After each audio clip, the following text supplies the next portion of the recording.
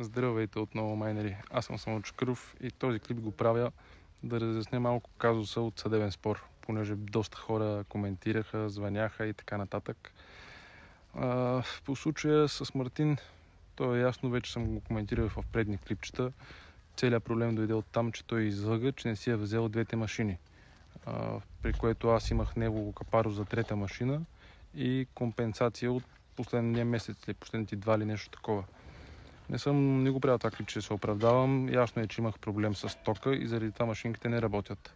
Но въпреки това, в договорите, които съм подписал с него и с всички останали клиенти, има клауза, която е компенсация. Тоест, аз гарантирам, ако машината не работи по моя вина. Тоест, ако машината не е включена в тока, аз компенсирам това, което тази машина трябвало да генерира през този период.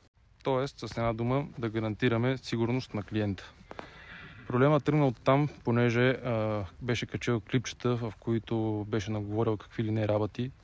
И понеже той имаше едно капаро дадено за трета машина, аз му казах, че няма да му го върна, докато не качи клип, казвайки истината. Казвайки, че се е взел машинките, да, наистина имахме проблеми с включването и с тока и така нататък, но не да твърдиш, че не си взел машините.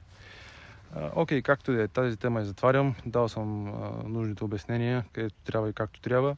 Следователно, това, което ми беше интересно, бяха коментарите на хората.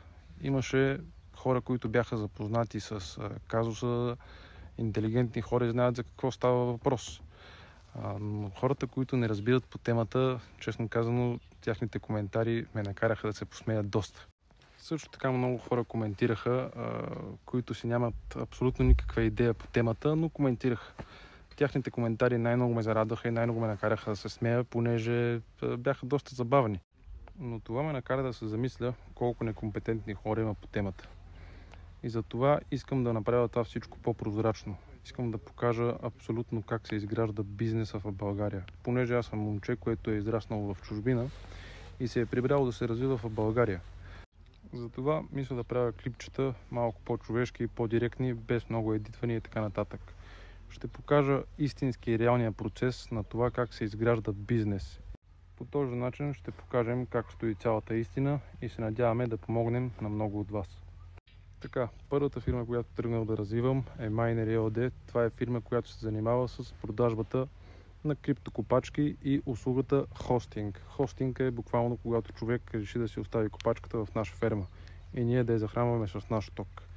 Така, за тази дейност ни беше нужно офис, където да посрещаме нашите клиенти и също така обект, където да захранваме тези компютри. Тези компютри консумират доста ток и ни беше нужен обект с много голяма мощност. Първият обект, който намерихме, беше едно хале и собствениците ни увериха и даже подписахме договор за мощност от 90 кВт на час. Аз лично тогава не разбирах много от ток, но влезнахме в халето, пуснахме първата машина, пуснахме втората машина и на четвъртата машина шалтерите паднаха. Тоест, първа точка, не се доверявайте на никой и винаги правете собствено проучване, независимо за какво става въпрос. И така, в крайна сметка бяхме излъгани от самите собственици за мощността, която разполага този обект. Беше нужно да намерим друг обект, в който мощността беше достатъчна, но понеже беше подземен, самата температура, която беше в самата стая, беше непоносима и машините не работеха както трябва, постоянно спираха. За което намираме трети обект, в който имаше достатъчно мощност, даже изградихме и фотоволтаична инсталация и батерии, нали, все пак източници за безплатен ток, това, което търсим, пълна автономност. Всичко беше точно, всичко беше окей, но там имахме два главни проблема. Първият проблем беше финансирането за покупката на този имот, понеже се бяхме разбрали с собствениците за период от 1 година. И вторият проблем беше, че когато взехме да растем и да събираме повече машини, се наложи да увеличим мощността от електродружеството, което в България ни накара да чакаме 18 месеца. Предположение, че целият кабел, цялата инсталация е направена, всички кабели са поставени и отговарят за тази мощност, която искаме да консумираме, ни дадаха 18 месеца срок присъединение. При положение, че пращахме доста имейли, доста пъти се опитахме да контактуваме с тях да ни увеличат самата мощност, не се получи и не се получи. в крайна сметка това ни накара да изплащаме доста компенсации на хора. Нали, както подчертах, машините, ако не работят по наша вина, това, което не са генерирали през този период, ние го гарантираме с наши средства. Така, поради тази забава за това увеличение на мощността, ние вместо да печелим пари от нашите клиенти, на нас ни се наложи да компенсираме нашите клиенти. И това ни накара да не можем да съберем достатъчно средства на време да извършим покупката на този двор. И също другото, което е, че България е държава, която не помага с абсолютно никакво финансиране за стартирането на бизнес.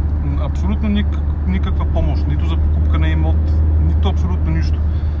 Следователно, тези собственици бяха на години и решиха просто да го продадат на други хора, да си вземат паричките и да си гледат старините. Нещо нормално, не ги упреквам никак си. Но това абсолютно спря нашия бизнес. Също така се наложи да намерим четвърти имот, понеже ние не се отказваме, въпреки каквито проблеми се появят, и да започнем всичко от начало. Нали, това ви го разказах супер набързо, случиха се още много неща в този период, но няма да отделям време да ги коментирам в момента, просто по-набързо да сваните за какво става въпрос. Така, и за това сега виждам идеален момент да покажа всичко как се изгражда от нулата, с цялата истина, с всеки кабел, с всяка иновация, с всяко решение, което съм измислил за всеки един проблем и така нататък. Наистина се надявам да ви хареса това всичко, което ще направя. Няма да е само за майнери, за копачки, за биткоини, за криптовалути и така нататък. Ами общо взето става въпрос за 10 фирми, които докосват много точки, много неща. Надявам се да ви е интересно и да може да се възползвате от това, което ще ви науча. Искам да благодаря на абсолютно всички клиенти, които ми вярват и ме подкрепят. А на останалите искам да кажа само едно. Аз съм тук да се развивам и да помагам на българския народ. Не съм дошъл тук да мамя и да кяра от чуждия гръб. В следващите клипчета ще ви го докажа. Благодаря ви за времето и за вниманието. Пожелавам ви един хубав и успешен ден. Всичко хубаво!